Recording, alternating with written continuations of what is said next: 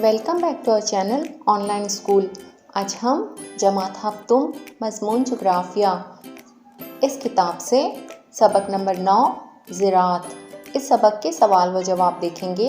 अगर आपको हमारा वीडियो पसंद आए तो इसे लाइक, शेयर और सब्सक्राइब ज़रूर करना और बेल आइकॉन को ज़रूर दबाना ताकि अगली वीडियोस की नोटिफिकेशंस आपको मिलती रहे। तो चलिए शुरू करते हैं सबक नंबर 9 ज़राअत सवाल व जवाब। सवाल नंबर 1 है, दर्ज झील बयान के लिए सही मुतबादिल मुंतखब कीजिए।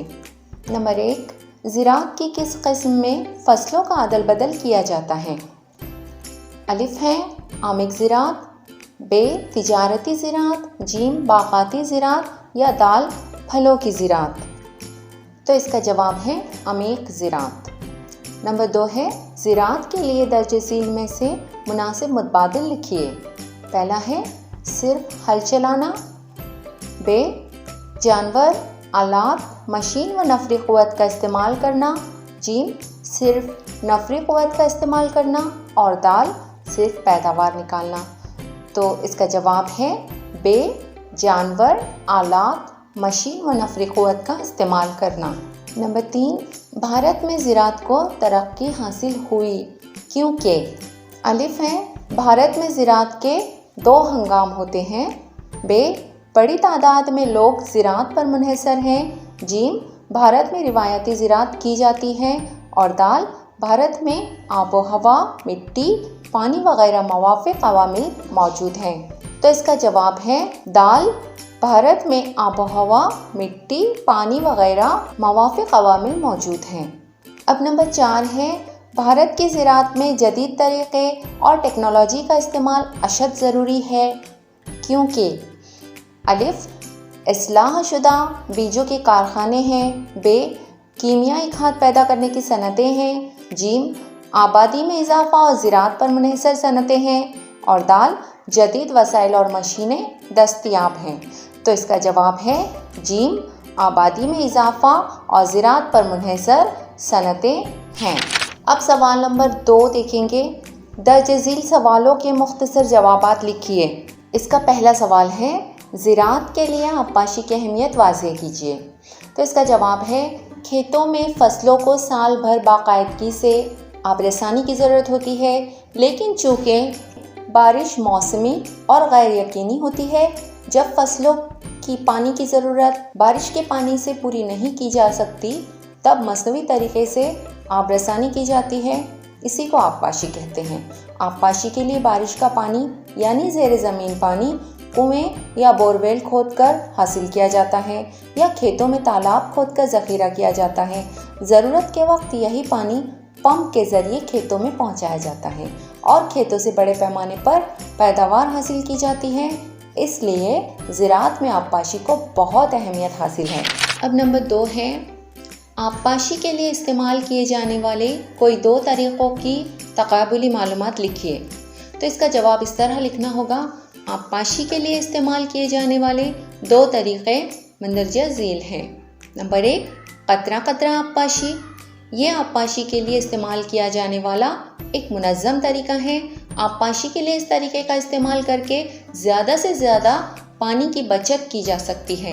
हमवार खेतों में इस तरीके का इस्तेमाल किया जाता है। क़तरा क़तरा आबपाशी के तरीके का इस्तेमाल करके पानी की अमल तख़ीर के ज़रिए होने वाली बर्बादी को रोक सकते हैं। इस तरह पानी की बचत भी हो जाती है और खेतों को वक्त पर पानी भी पहुंचाया जा सकता है। इस तरीके में पानी के साथ फसलों को खाद भी पहुंचा सकते हैं। अब जो दूसरा तरीका है आबपाशी का, वह है फव्वारा आबपाशी।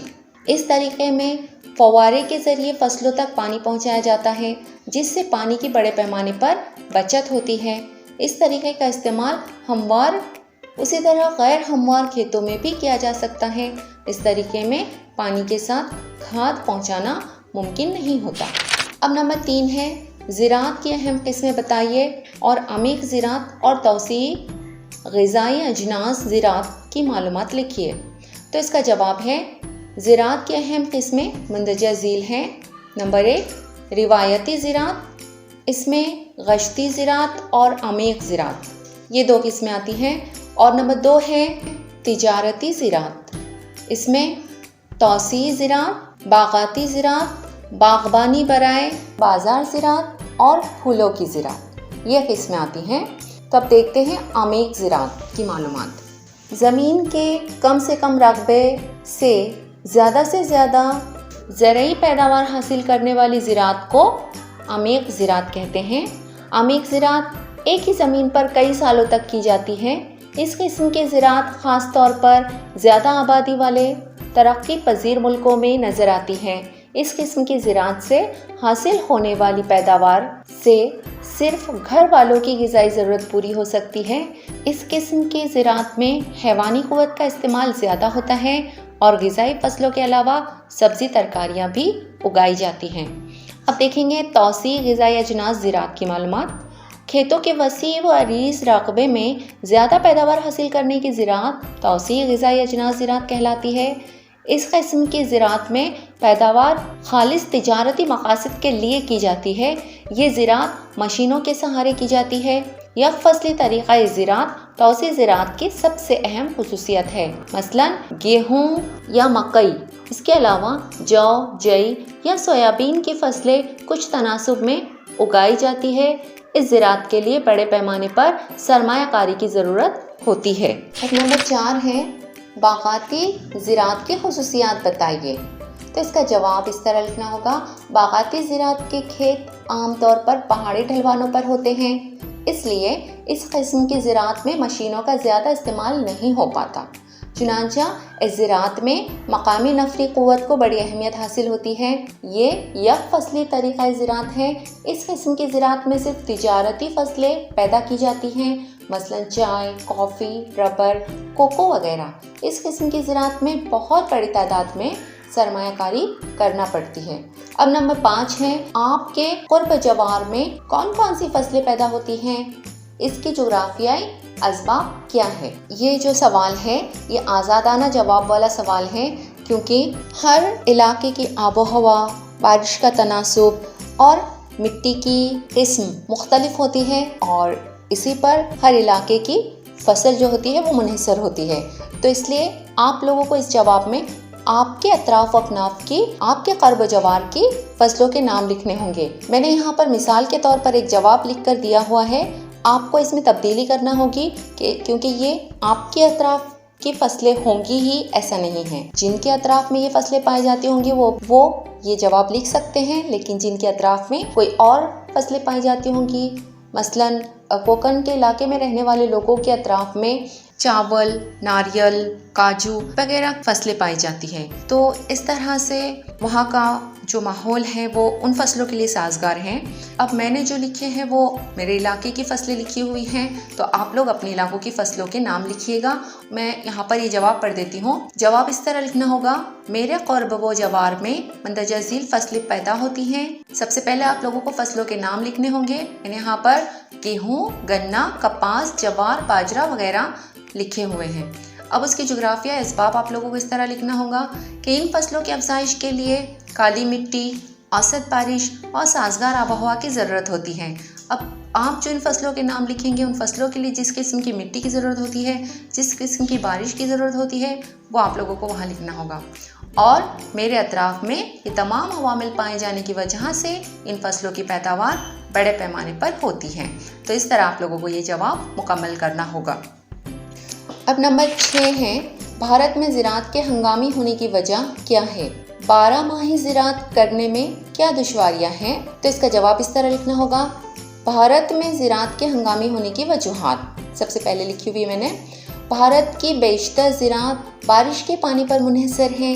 भारत में सिर्फ जून, जुलाई, अगस्त और सितंबर इन 4 महीनों के दौरान ही बारिश होती है। बारिश के तनासुब में बेकायदगी है, इस वजह से भारत में ज़राअत हंगामी नौइयत की है।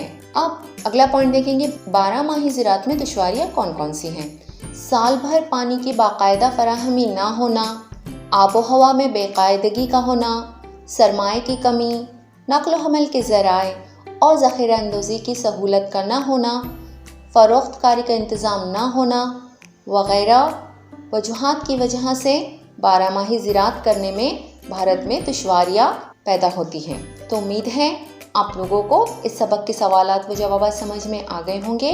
अगली वीडियो में फिर मिलते हैं। अल्लाह हाफिज़।